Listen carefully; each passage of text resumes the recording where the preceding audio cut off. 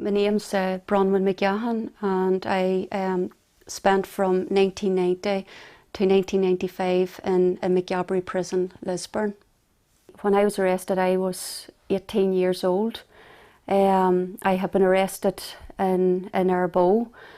I had been in a car in the I suppose the RUC had, and the British Army, the RUC, I can't even mind the UD Army, but it had stopped, and they had carried out a search of the car that I was driving, and they'd found an undercar, booby trap bomb, a gun and ammunition. And then that's where I was obviously arrested and taken to Gough Barracks.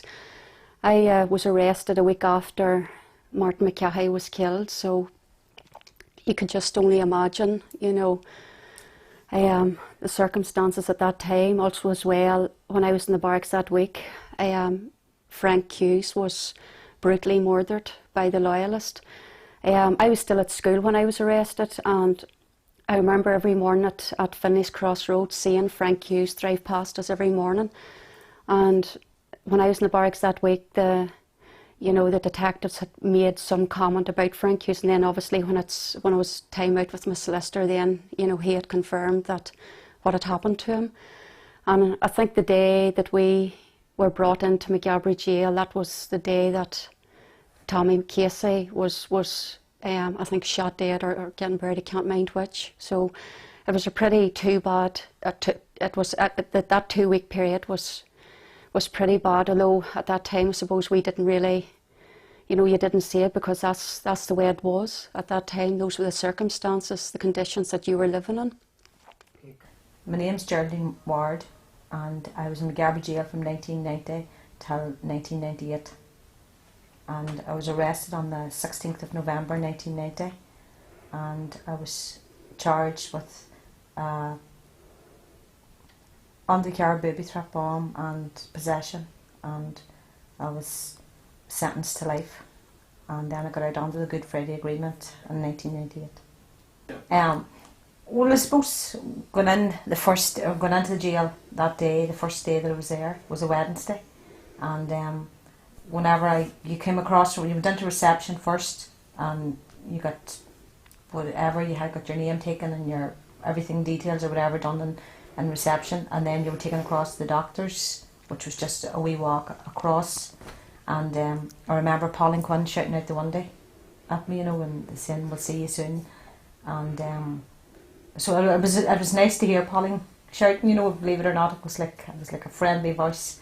And so then I remember then going on the wing after that, shortly after, and Bronwyn was upstairs and she made me tea and toast, and that was a shock because jail wasn't really what I was expecting it to be like. My family were very strong in front of me. Anyhow, they never really talked much about the impact, if you know what I mean. They just came up and visited and would tell you the news, what was going on, and they were always very positive, very, very positive around me. And I think too that makes you have positive back. Like when we would have went down on visits to talk, you would have tended to not dwell on anything negative. You would have went down on your visits and you would have talked about, it was almost like being in a different place. Like it was like you weren't in jail, like you were sitting in a room at home with your cup of tea and your biscuit, and you were telling the news of the day. So our house been raided in the early hours of that morning, and but nobody caught on that I was away. Nobody caught that on, and then something clicked with my mother, like where was I? And they started to get really worried, and then the cops then had announced that I'd been arrested, and told my family. I was very lucky I didn't end up like Martin McGahan.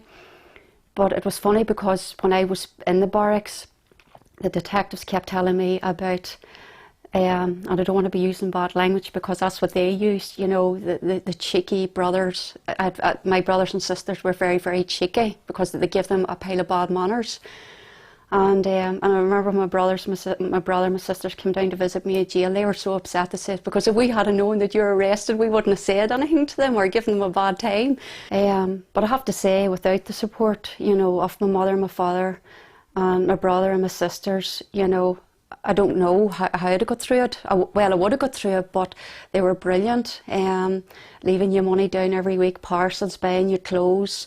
You know, the support there was just incredible. And also as well, you know, from my neighbours and my friends. Never complained. They didn't complain, you know, like they went down and visit, and like you would see at the end of the visit, the screws would be telling the children to leave, you know, and the adults that was with them would be trailing the children, roaring out, crying their eyes out of the visiting room. But the mothers all were very strong, you know, and they would pack their bag up for their tea and whatever, and they would walk back to the wing, and they would stay strong, you know. Like, it was amazing now to realise how strong they actually were, you know. I suppose some ways pretense or whatever you want to call it, but it was like, you know, you'll not break us. That was the sort of the attitude, you know. And the women were so strong, like, you know. I have such really, really a lot of respect for the mothers that were in there, like, you know.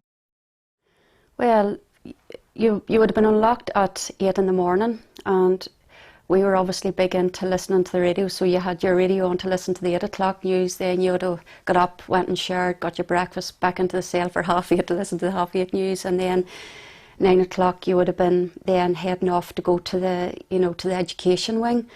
When I got sentenced, then I done the Open University, so that took a good bit of my time up. Prior to that, you've been reading books and, you know, maybe going to handicraft classes or Irish language classes.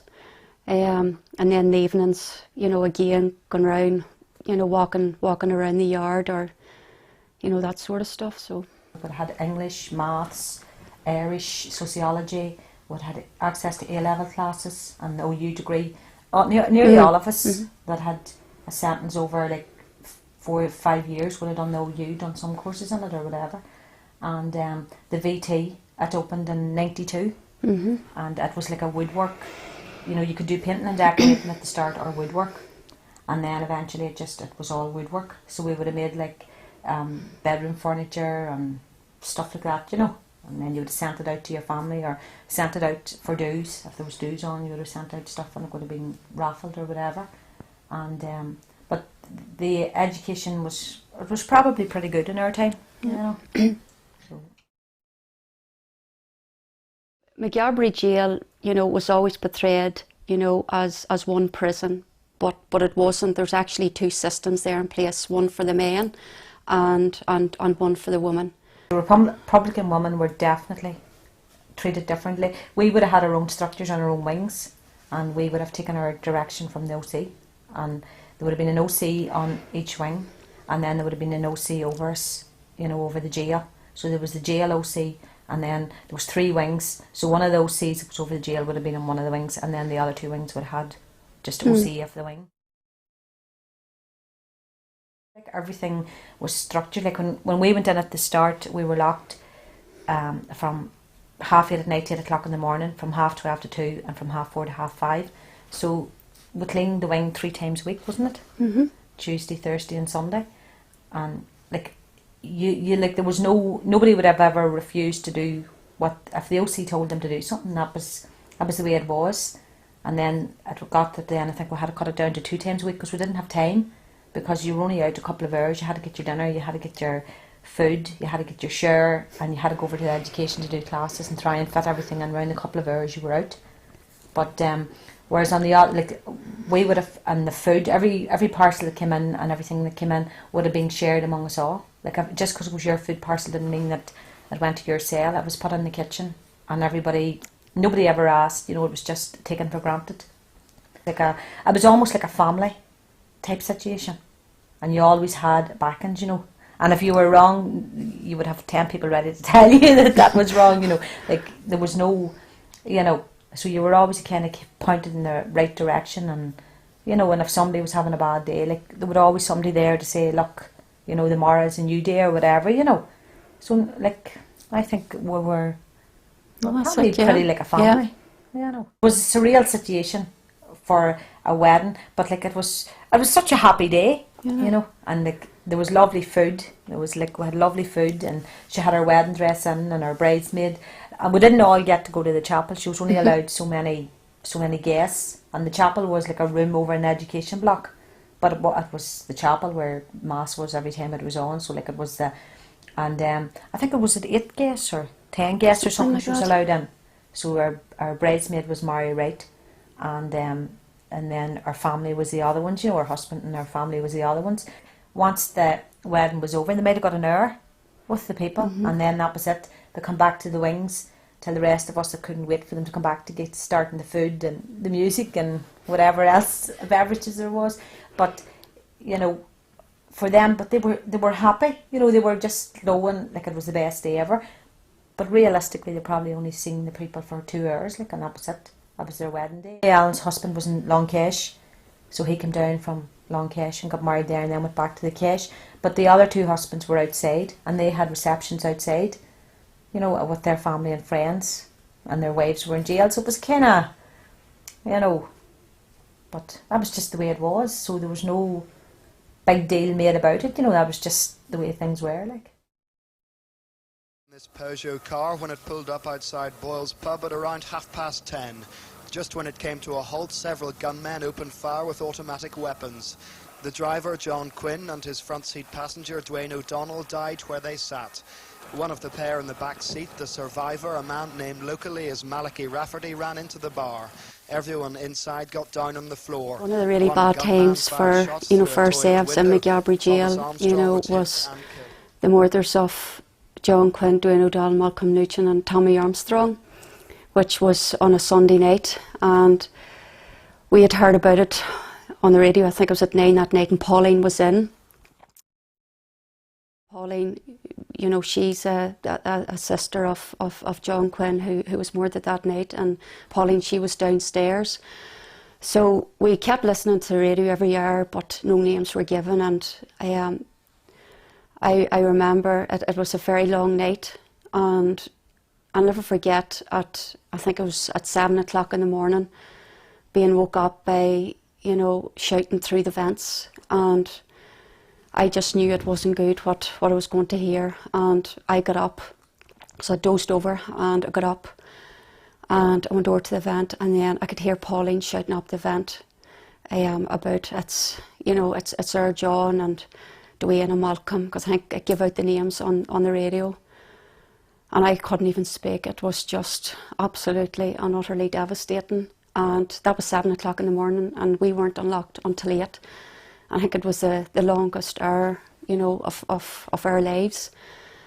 So as soon as we did get unlocked, then we went straight down to stairs to Pauline, and as Geraldine had outlined earlier on, you know, Pauline was, you know, like very strong, and but in complete and utter shock.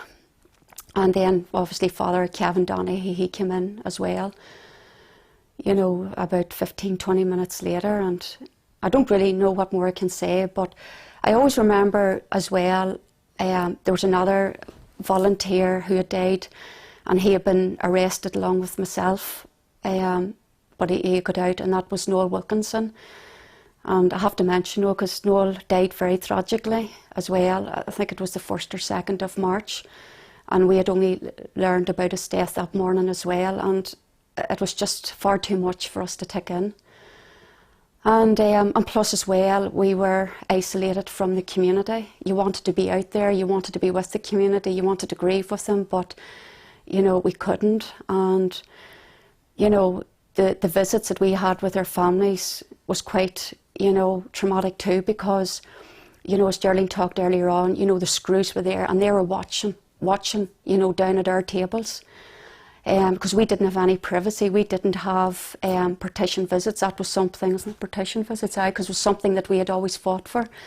And you just had the screws just standing there. Well, just got the we did, yeah. But just standing there watching you, watching every move of you, and so on. But so that was really probably a big one, you know, for ourselves. And I was actually quite close to Dwayne. And Dwayne would have been down frequently visiting me, and, you know, I'll never forget, you know, sometime after when I had a visit, Dwayne would have always been there with, say, you know, T McNulty or Ian McVeigh or Gary O'Donnell. He was always the one that was there. And then I had a visit with the boys, and I'll never forget, you know, when they came into the room, nobody could talk, none of us could talk, because it was the first time, you know, the visit I had, Dwayne wasn't there, and we really felt it. And it was like, for that 2 or 3 minutes, nobody could talk, nobody could say anything, because he just wasn't there. And then we, you know, eventually sat down, and then we composed ourselves and got on with it, because, you know, you had the screws gobbing down your throat. And so it was pretty, you know, it was awful. But another low for us, to me, would have been the strip search in March '92. I was a year later. It was actually almost their anniversary. Yeah. And I think their anniversary, I think ourselves was very, we were sharing a cell at the time, and we were probably on the Sunday night. It would have been there the Monday. It was a Monday morning that the strip search took place, and it was a year. It was their anniversary, and down to people's cells, pulled them out, and like Mary, they struck near enough in the middle of the wing, in front of the Board of Visitors. And so when it came to our cells, me and her, like I say, we were sharing, and we had bunk beds, and we decided that we would barricade the cell. So we put the bunk beds up against the door, and we put up our lockers, and there was a chair and boxes and stuff. So we had the cell completely from the door back. We were fit to block the door, and because the door opened in at that time. Yeah. And so then we lay on top of the bed. So whenever they would open the door, we were fit to kick out at their riot shields. And so sort of at the start of the day, it started off that, you know, just the female screws would come, and it took them about 4 hours probably to get into our cell, because we had the door. We were lucky enough to have the two of us and have bunk beds and be fit to block the door. But they came a couple of times with their riot shields, small riot shields, you know.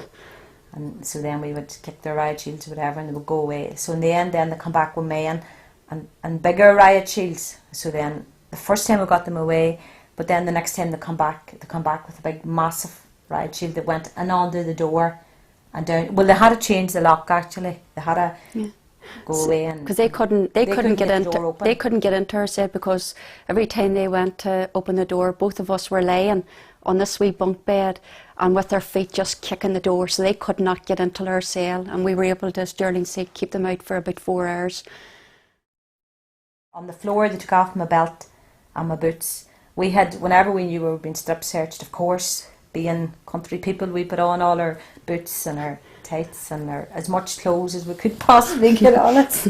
You know, I don't know what we were thinking, but we put on as much clothes as we could. So whenever I was on the floor, when I hit the floor, I hit my head, so everything kind of was black, and I couldn't see them. I could hear the noise and see stars. You know, it was like seeing stars, but I could feel them taking off my belt. They took off my belt, and they took off my boots at the door where I was lying, and then they carried me then over onto the C2, onto another wing, and then they just dropped you on the floor, and then stood on my legs, and they put your hands, you know, into and up your back, you know, and some of them stood on the side of my head, but I think that was the norm, what they were doing with everybody, you know, they stood on the side of your face, and then they just pulled your clothes off, dropped them on the floor, and they threw a sheet over me and shouted at each other, like, you know, whatever it was like a command or something too, and they all ran out of the cell. So like, there was no search, they weren't looking for nothing, there was no pretense even that they were looking for something, because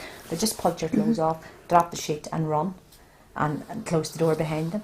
And at that stage then I knew Bronwyn was back in the cell on her own, and that was an awful feeling too, because you knew that she was going to go through the same, you know, and that there was nothing you could do about it, like.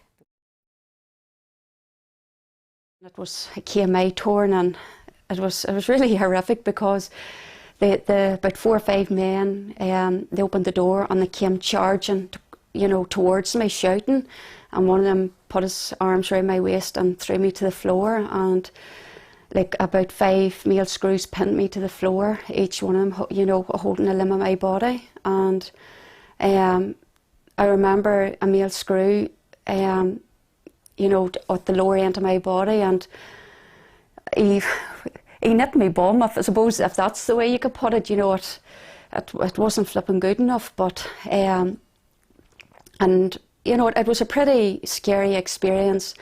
And I mean, I spent my time as best I could because I couldn't resist them. They had me and that was it, and I just kept spitting in their faces, and they just kept shouting at me, and then they started to shout these commands, and as they shouted these commands, say if it was lock 1 2, lock 1 3, then my limbs were twisted, and it was really, really sore. I was taken then over till C wing also and put into a separate cell from Geraldine. So they threw me onto the floor, the male screws did, and then the female screws came in, and then they just stripped me, and that was it. Christmas Day was always to me a happy enough day, Christmas Eve I probably wouldn't have liked as much, would have felt maybe a bit more lonely on a Christmas Eve. You would have had a visit usually on a Christmas Eve, and whenever your family would have left, you'd have probably felt a bit lonely, but you were still very aware that the screws would have been, delighted that it was Christmas, and that they would, so I think the thing about jail is you were always very aware of where you were, and you were always 100% on your, just ready that if anything started that you were fit to respond, that you had an answer, or that you were sort of in control of the situation as much as you could be. So I think that, Christmas Eve visits, your family was very aware too. Like I always found my family were brilliant. Like there was never a tear. There was always, and on Christmas Eve, like they always would take up presents and your cards, and it was always, made happy. Like even if they didn't show it, they always came across happy, and and that was the way that you would have left the visit. And Christmas Eve, like I say, it was always a bit of a, probably a wee bit lonely. But Christmas Day, there was usually mass on Christmas morning that everybody would have went over to the chapel to mass, and we usually would have done the dinner on Christmas Day. Our wings, the Republicans would have usually took the dinner up into the kitchen and went down just to make sure that it was all right and that it was the way we liked it. And so there was always plenty of food on Christmas Day, and the food would have been lovely on Christmas Day. The rest of the year the food was like rotten, would be the word for it, but Christmas Day the food was lovely. You're out from 8 o'clock in the morning to 7:30 at night, so that was a good thing too. That was something different, and you would have maybe got caught up in the soaps like EastEnders and Coronation, would have played games, bingo, and so Christmas Day to me was always a happy enough day. Couple of months, within the last couple of months on 98, and then usually whenever people would have got their date, they would have got paroled right away because they would have had days of parole to take. So it almost meant that they were nearly ready to get out as soon as they got their date. But I had got another year or something, wasn't it? And then I had appealed that on the Monday, and I had appealed that on the Monday morning. And so then on Monday evening, the governor come down at about 5 o'clock or so, and he said, "You're going home tomorrow." And so then he says, like, at 9 o'clock or whatever in the morning. So then I went down to the phone, and I had to wait to 6 o'clock. The phones mustn't have come on to 6 o'clock or something. So I had to wait to 6 o'clock, and I went down the phone home. So they were delighted that I was coming home. So then that night I spent tidying. I had to clear the fridges and clear the cupboards, and I had to pack everything that was there. Like, for the couple of weeks before it, I had been packing the books and packing different stuff, because all the stuff in the wings belonged to the POWs that had been in over the years. People tended to leave stuff like their records. There was no CDs, it looked like, but their records and their books and whatever. And then, so that night I never got to bed really, because I spent the whole night cleaning. As POWs, we would have been, at that point, we would have been very aware of cleanliness, wouldn't we? Like, we would have the wings. You could have ate your dinner on the floor. Like that was our own way to be, and that was instilled in you. Like if somebody thought your cell wasn't clean enough, you'd have been told to clean it. That sort of a. So I was very aware that I had to leave the wing the way that any Republican POW would leave it. So spent the night, like I say, packing, and then the next morning I had to take over my stuff to reception to take out, and I have to say that the screws in reception were absolutely hostile, absolutely livid that I got out, because I think they were probably in the end afraid of losing their jobs, that the POWs were getting out and they were going to lose their jobs. and not one of them spoke one word the whole morning. It was really... August 1995, and 2 weeks prior to my release then, that's when I was starting to, to pack my stuff. And, I have to say that 2 weeks prior to my release, I found very, very difficult. Very, very difficult. And I don't know why, but I think it was just, I suppose leaving Geraldine as well, it was all very mixed. My family were obviously, delighted and so happy, but I can't say I felt like that. I just had very mixed views about it. And so the closer it got to my release, then the harder it got for me, being there and packing everything up and going. And at that point we weren't sharing, I don't think. But then, we spent a lot of time together in the cell watching DVDs and so on. And so that morning I got out, and it was very, very emotional, very, very emotional. And I was brought over then to, after saying my goodbyes, I was brought over to reception, and of course then, which, was astounding, the screws then stripped me. That was the day I was getting out, never to come back. And so I was stripped, but that was just typical of them, just giving you that wee last reminder. So I got brought out of the jail, and then my father and my mother and my sisters were there waiting on me, and they were so happy, but I was, I suppose, very emotional as well, and they were just delighted and so happy that I was out. And you do feel a wee bit out of place as well. Maybe that's the best way of describing it. I then went on, I was only out maybe a month or so, and then I moved, not really moved, but I went to Derry, Maghaberry College, to do a degree. So I felt in a way, I was nearly going from one jail to the other. I probably, in hindsight, I shouldn't have rushed into it. I should have given myself, a chance to, to get to know my family and all of that. So, and then I was staying in there, and I really did feel very, very isolated. I hated it, I have to say. I just, just felt so isolated and so lonely down there. And then at the finish up then, I ended up travelling up and down, whether it was going up and down to see yourself or just, to be with my family.